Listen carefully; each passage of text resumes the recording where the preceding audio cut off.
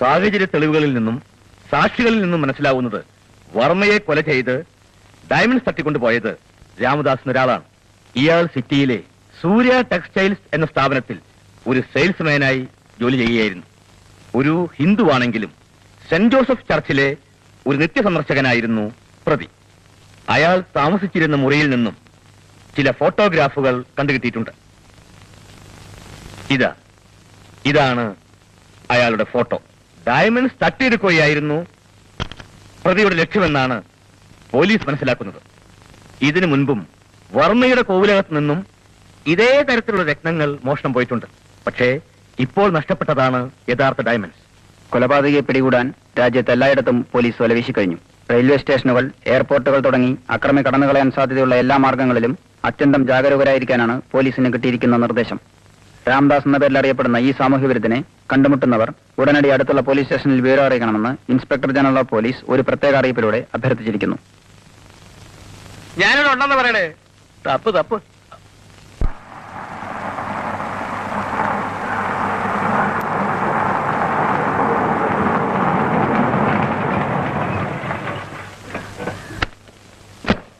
Commissioner sir.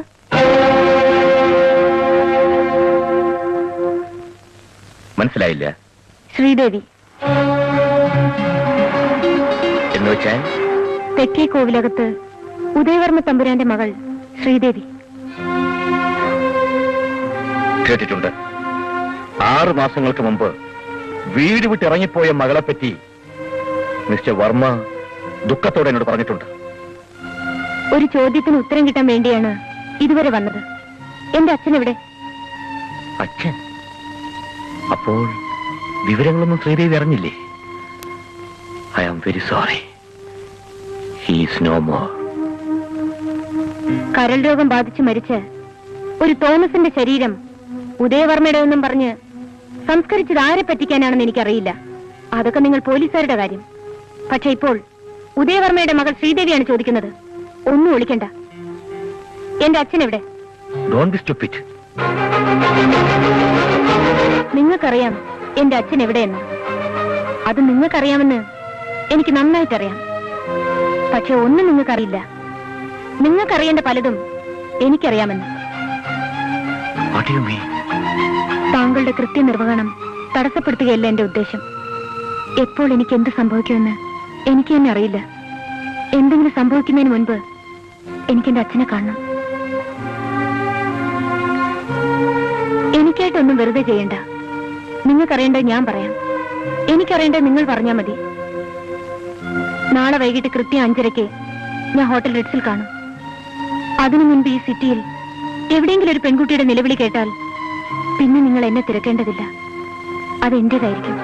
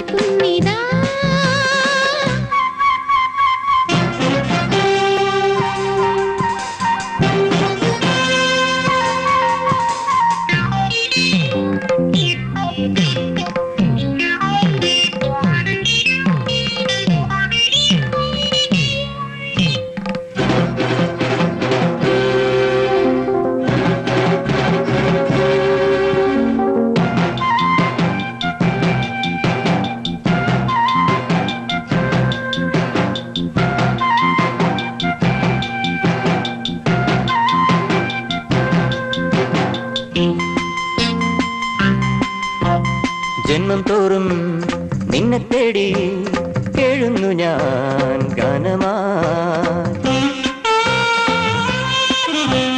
ജന്മം തോറും നിന്നെ തേടി കേഴുന്നു ഞാൻ ഗാനമായി.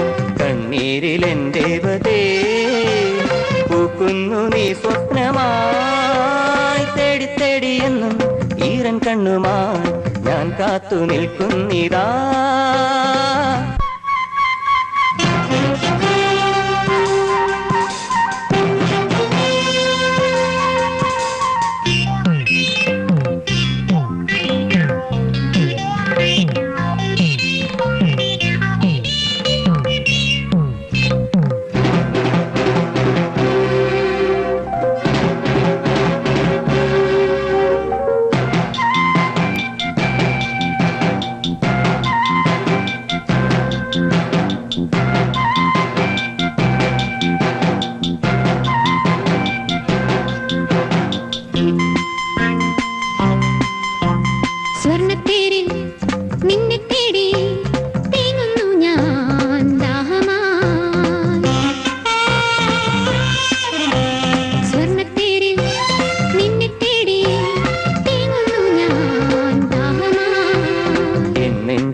ാനന്ദമായി പൂക്കുന്നു നീ സ്വർഗമായി. തേടി തേടി എന്നും ഈരൻ കണ്ണുമായി ഞാൻ കാത്തു നിൽക്കുന്നിതാ.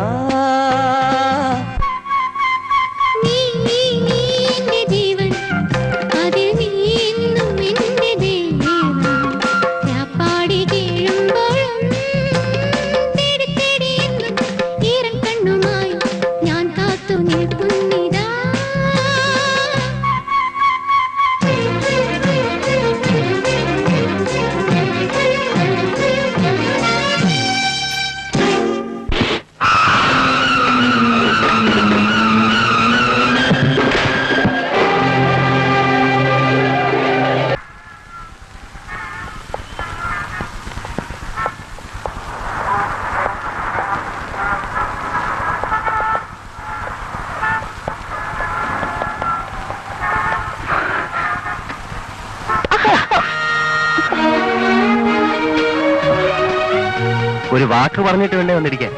വല്ല ആണുങ്ങളോ മറ്റോ ആണ് ഇങ്ങനെ വന്നിടിച്ചെങ്കിൽ ഞാൻ അവന്റെ മൂക്കിടിച്ച് ചമ്മന്തിയാക്കിയാണ്. ഇത്തിരി വേനിച്ചെങ്കിലും ഒരു സുഖം തോന്നുന്നു, ഒരു കുളിർമ.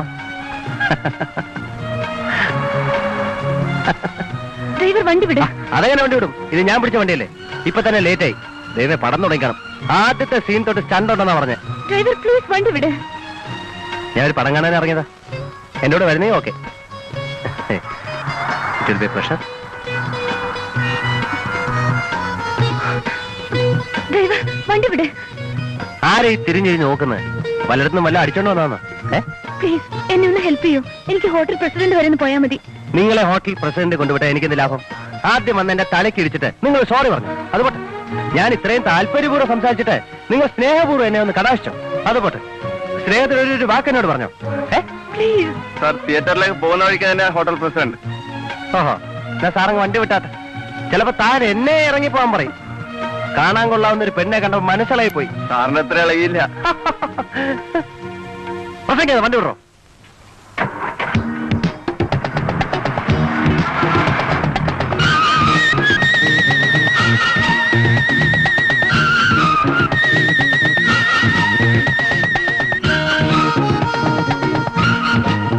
ഹലോ, നിങ്ങളുടെ പ്രശ്നമൊക്കെ തീർന്നില്ലേ? ഇനി എന്നോട് രണ്ടു വാക്ക് സംസാരിച്ചൂടെ? താല്പര്യമില്ലല്ലേ? വേണ്ട. ചില പെൺകുട്ടികൾ ഇങ്ങനെ ആദ്യമൊക്കെ ഭയങ്കര ടഫായി, പക്ഷെ അടുത്ത് കഴിഞ്ഞാണ്ടല്ലോ സ്നേഹം കൊണ്ട് നമ്മളെ വീർപ്പ് പൊട്ടിക്കും. എനിക്ക് ഈ ടൈപ്പാ ഇഷ്ടം. താല്പര്യമില്ലല്ലേ? വിരോധമില്ലെങ്കിൽ പേരെന്ന് പറഞ്ഞാൽ കൊള്ളാം. Lakshmi. Lakshmi. Oh, what a beautiful name. Lakshmi എന്ന് കേൾക്കുമ്പോ ആദ്യം എന്റെ മനസ്സിൽ വരിക അമ്പലക്കുളവും ചന്ദനക്കുറിയും തുളസിക്കെതിരൊക്കെയാ. I am Venugopal, medical representative ആണ്. ലക്ഷ്മിക്ക് താല്പര്യമില്ലെങ്കിലും ഞാൻ പറയാം. ഇന്ന് ഇന്ത്യയിലെ ലീഡിംഗ് കമ്പനിയായ മാക്സ്വെല്ലിലാണ് ഞാൻ ജോലി ചെയ്യുന്നത്. And they are paying 2500 rupees per month and of course a good amount of commission also. Love letter ആയിരിക്കും. ഡ്രൈവർ, എവിടെയെങ്കിലും പോസ്റ്റ് ബോക്സ് കാണുമ്പോൾ ഒന്ന് നിർത്തണം. സൈഡിലുണ്ട്. പ്ലീസ് ഒന്ന് പോസ്റ്റ് ചെയ്യൂ. അതെന്താ? സുന്ദരിയായ ഒരു പെൺകുട്ടിയുടെ അപേക്ഷ എന്നെ പോലെ ഒരാൾ അനുസരിക്കായിരിക്കും.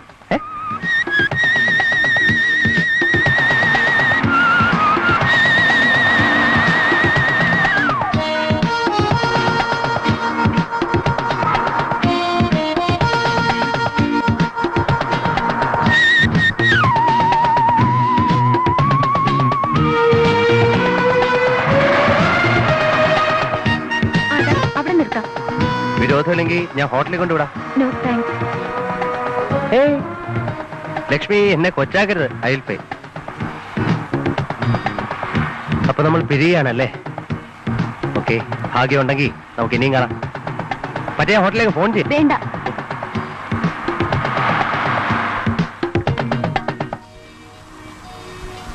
ഞാൻ ഫോൺ ചെയ്യും കേട്ടോ. കേട്ടോ.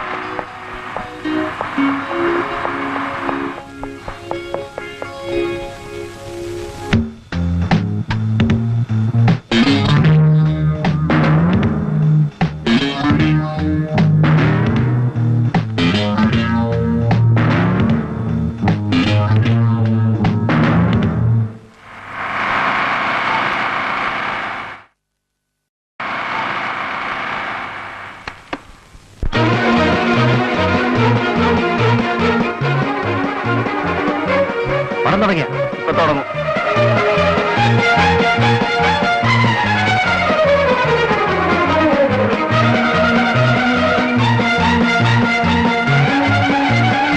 തുടങ്ങിയ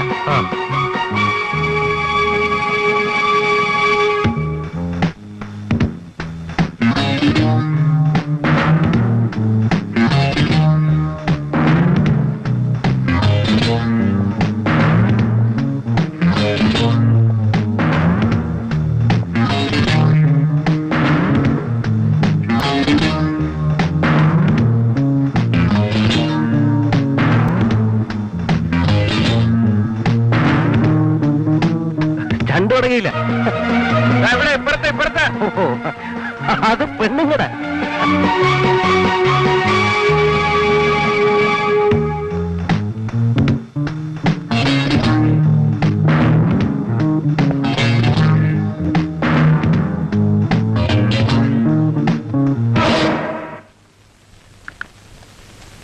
ഹലോ,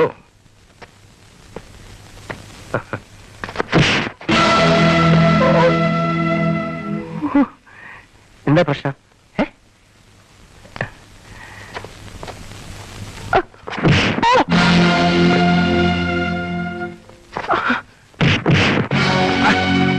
എന്താ ശരി, എന്താ പ്രശ്നം? എന്താ പ്രശ്നം?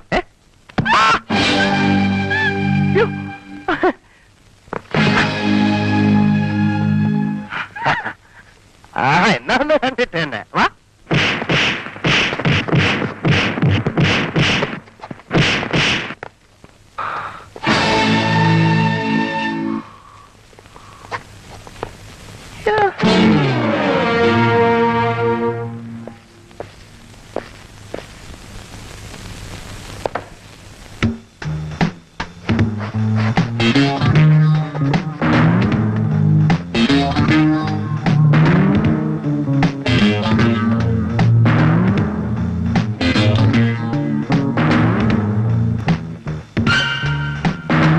Come on.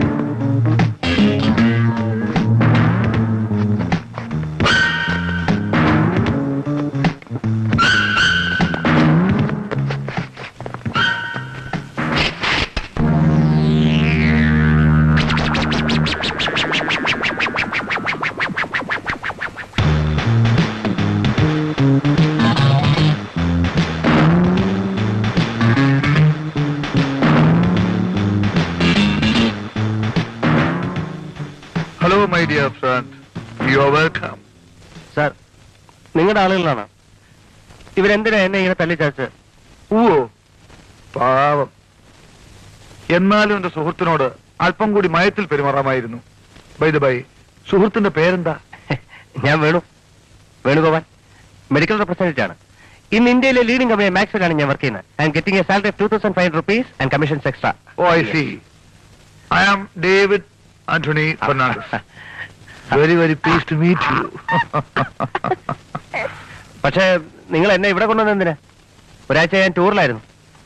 ഒന്ന് റിലാക്സ് ചെയ്തൊരു സിനിമ കാണാന്ന് വെച്ചപ്പോഴാ ആ തിയേറ്ററിലെ മൂത്രപ്പരെ വെച്ച് ഇവരെന്നെ പിടിച്ചു. ഒരു വെളുത്ത സായിപ്പ് ഉണ്ടായിരുന്നു എന്റെ ഇവിടെയൊക്കെ ഇടിച്ച്. അതിനോട് പോയി.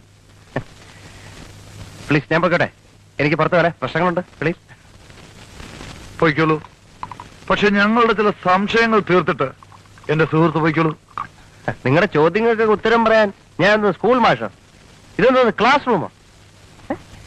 ആളൊരു വലിയ തമാശക്കാരനാണല്ലോ. Okay, what's your connection with Sridevi? ശ്രീദേവിയോ? ഏത് ശ്രീദേവി? നിങ്ങൾ ലിഫ്റ്റ് കൊടുത്ത പെൺകുട്ടി ലക്ഷ്മി. ഇന്നാദ്യമായിട്ടാണ് നിങ്ങൾ അവളെ കണ്ടുമുട്ടിയത് എന്നാണോ പറഞ്ഞു വരാൻ പോകുന്നത്? അല്ലാതെ അവളുടെ മട്ടും ഭാവവും കണ്ടപ്പോഴേ ഞാൻ കരുതിയതാ സംഗതി വശമാണ്. ഡേവിഡ് ആന്റണി ഫെർണാണ്ടസ് സാറേ. Well, that's my name. അവളെ പറ്റിയാണ് നിങ്ങൾക്കറിയണ്ടെങ്കിൽ ഞാൻ പറയാം. അവളെപ്പറ്റി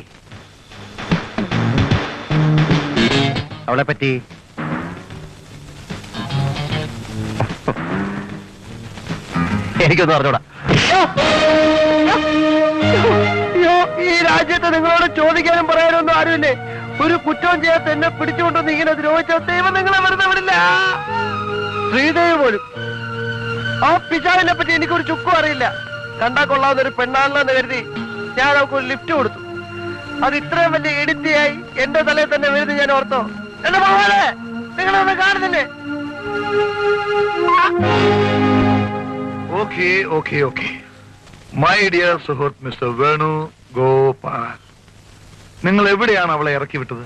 ആ പിശാചിനെ ഹോട്ടലിൽ പോകണമെന്ന് പറഞ്ഞു. ഞാൻ റോഡ് സൈഡിൽ ഇറക്കി വിട്ടു. Hello friend, listen. ഫുട്പാത്തിലുള്ള ഒരു പോസ്റ്റ് ബോക്സിൽ നിങ്ങളൊരു കവർ പോസ്റ്റ് ചെയ്തില്ലേ? അതെന്തായിരുന്നു? അതെനിക്കെങ്ങനെ അറിയാം? അവള് പോസ്റ്റ് ചെയ്യാൻ പറഞ്ഞു, ഞാൻ പോസ്റ്റ് ചെയ്തു. അല്ല ആശാനെ, ആശാനിതല്ലേ എവിടെ നിന്ന് കണ്ടു? കവറിന് പുറത്ത് എഴുതിയിരിക്കുന്ന മേൽവിലാസം നിങ്ങൾ മറന്നു കാണില്ല എന്ന് വിചാരിക്കുന്നു. ഏതോ ഒരു പെണ്ണ് ആർക്കും എഴുതി പോസ്റ്റ് ചെയ്ത മേൽവിലാസം കൊണ്ട് എനിക്കെന്ത് കാര്യം?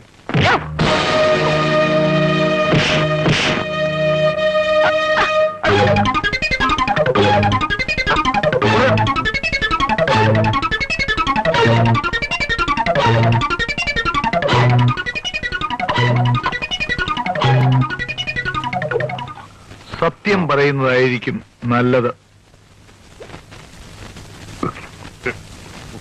തോമസ് എന്നോ മാത്യു എന്നോ പീറ്റർ എന്നോ എന്തോ ഒരു പേര് ഞാൻ കണ്ടു. അല്ലാതെ എനിക്കൊന്നും അറിഞ്ഞൂടാ. നീ ഇനിയും സത്യം പറയാൻ ഒരുക്കമല്ല അല്ലേ? എന്തിനല്ല ഇങ്ങനെ കൊല്ലാക്കൊല ചെയ്യുന്നത്? എനിക്കൊന്നും അറിഞ്ഞൂടാ.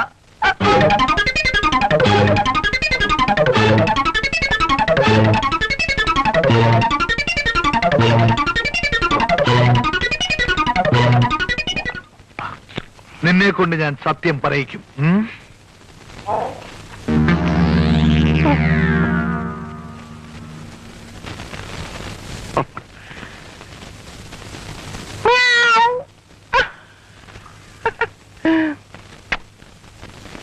ജയൻ, മിസ്റ്റർ വേണുഗോപാൽ വീണ്ടും കണ്ടാൽ നമ്മളെയൊക്കെ തിരിച്ചറിയും.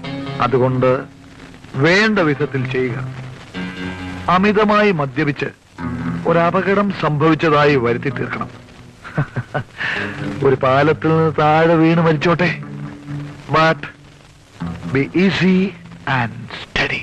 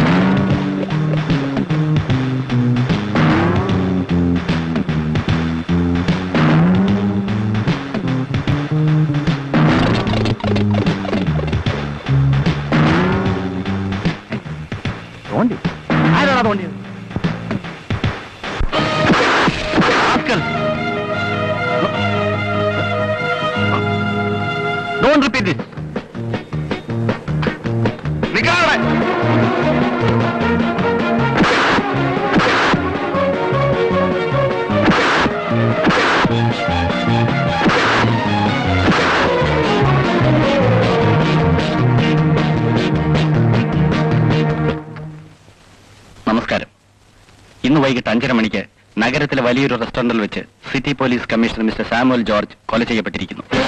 ഏതാനും ദിവസങ്ങൾക്ക് മുമ്പ് കൊല ചെയ്യപ്പെട്ട ഉദയവർമ്മയുടെ കേസന്വേഷണത്തിനിടയിലാണ് കമ്മീഷണർ സാമുവലിന് ഈ അത്യാഹിതം സംഭവിച്ചത്. അതുകൊണ്ട് 2 മരണത്തിന്റെയും പിന്നിലെ കൈകൾ ഒരാളുടെ തന്നെയാണെന്ന് പോലീസ് സംശയിക്കുന്നു. അക്രമി എത്രയും വേഗം വലയിൽ വീഴ്ത്താൻ തങ്ങളാലാവുന്നതെല്ലാം ചെയ്യുമെന്ന് പോലീസിന്റെ ഒരു വക്താവ് ദൂരദർശനോട് പറഞ്ഞു.